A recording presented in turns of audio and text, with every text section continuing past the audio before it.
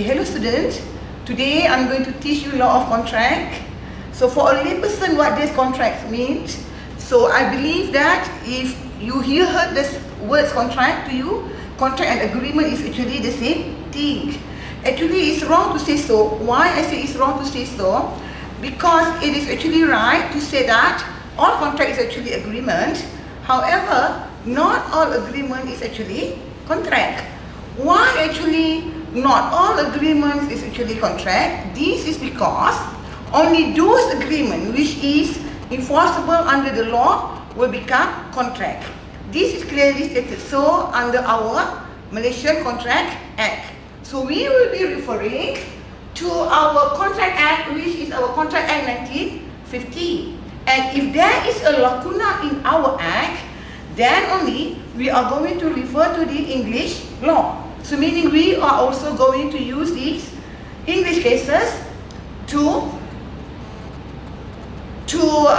see what actually the law is on about when there is a lacuna in our law. So under section 2, subsection G and section 2, subsection H, it clearly states that only agreement which is enforceable by law is a valid contract. So meaning those agreement which is not enforceable by law is actually not a valid contract. So the question now is actually, what are the agreement which is actually enforceable by the law?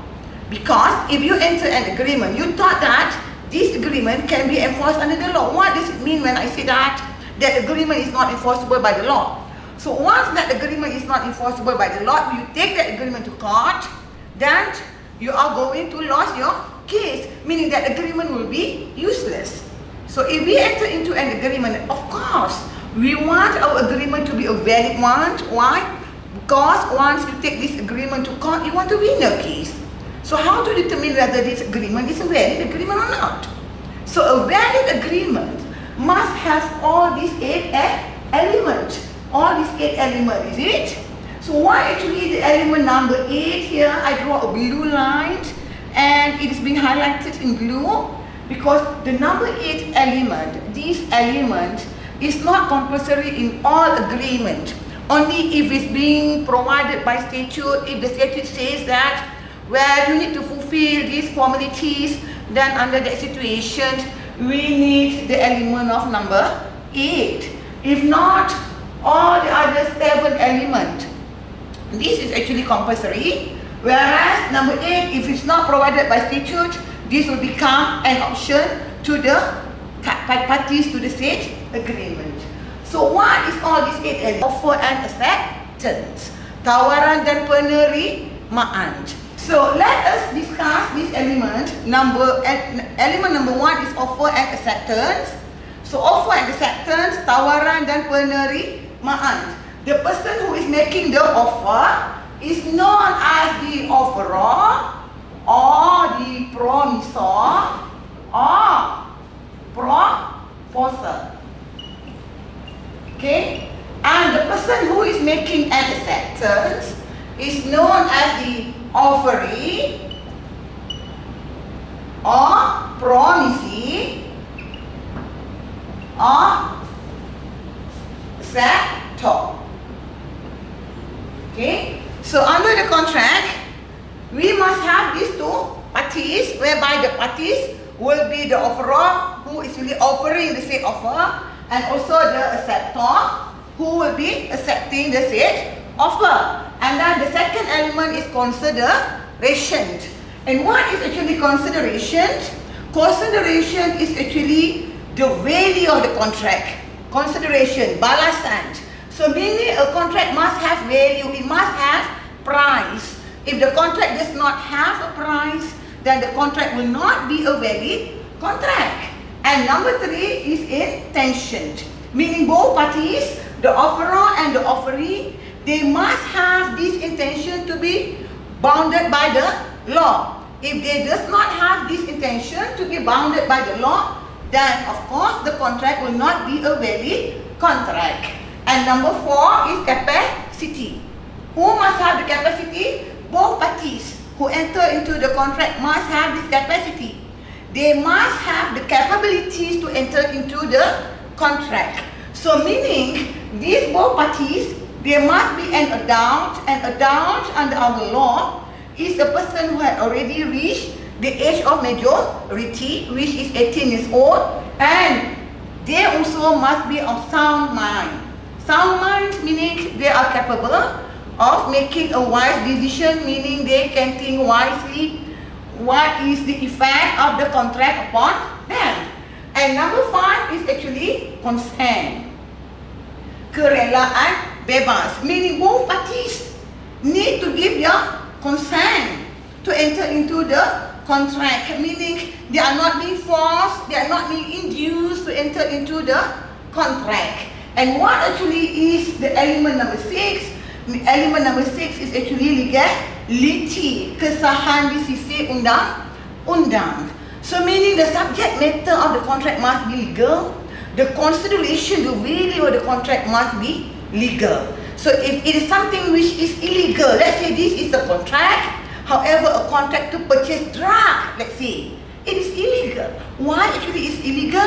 Because it is being prohibited by the law under the Dangerous Drug Act. And under that situation, the contract will not become a valid contract and it will be considered as a void contract. And then what is number 7?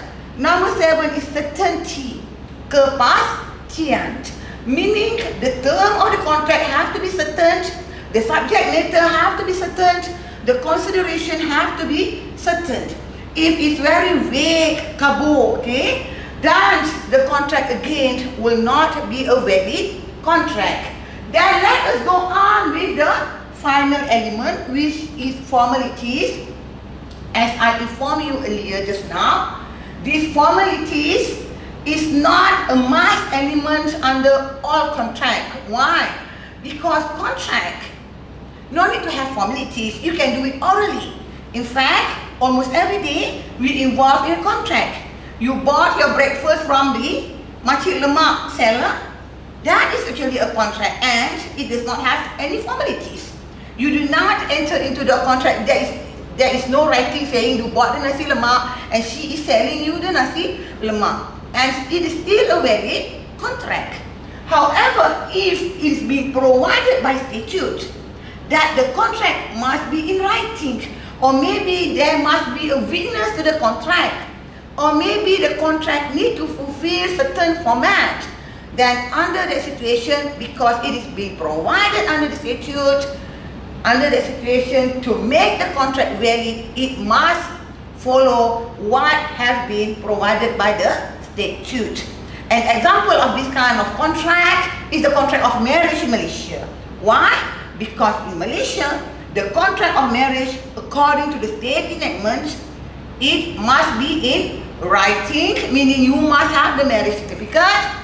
And if you do not have this marriage certificate, then the contract will not be a valid contract. Is it very important for a contract to be a valid contract? Of course it's very important. Why?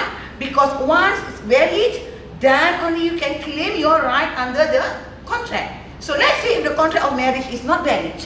Why it's not valid? Because the number 8 element have not been fulfilled, right? Then under that situation, can the parties obtain a divorce, or can the wife then claim for harta sepencarian or claim for maintenance for nafkah? Cannot. Why cannot?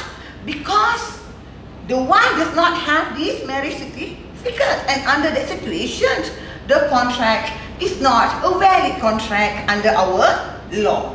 Okay, so let us have a look at this slide, and then let us discuss as to whether all the elements which I've discussed with you earlier, whether it exists or not in this slide, in this short video. Ahmad bin Muhammad Baharim. Saya. Aku nikahkan kamu dengan anakku Nur Amira Izzati binti Rosli dengan mas kahwinnya RM1,111 tunai. Aku terima nikah Nur Amira Izzati binti Rosli dengan mas kahwinnya RM1,111 tunai.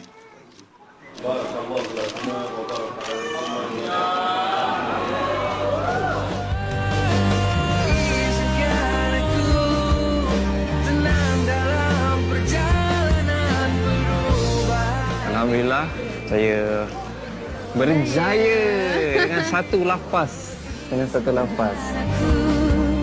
tenang merasakan saat-saat bersama.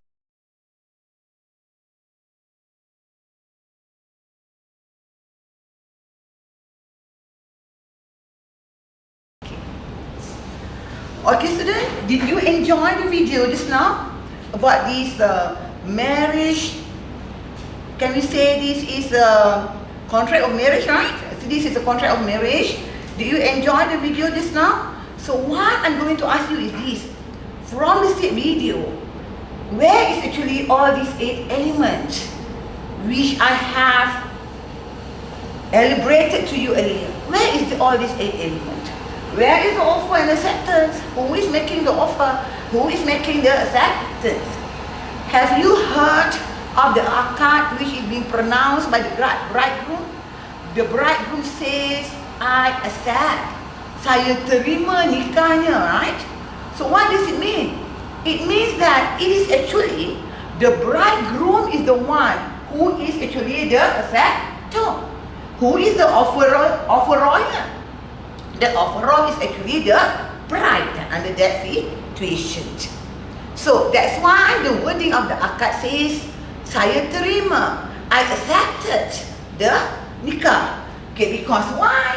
Because the bridegroom is actually the one accepting the said offer. So I know that you are quite confused with this. Why? Because we are so used to adat, right? We are so used to our custom. And because of that, we fail to look at the reality. So actually this is what happened. If we go back to history and look back what happened to Rasulullah SAW, actually Khadijah is the one who is making the offer. And now what we are doing is that we are adapting what have been done by Rasulullah. Okay, that where is the consideration? Where is the price of the contract under the video just now?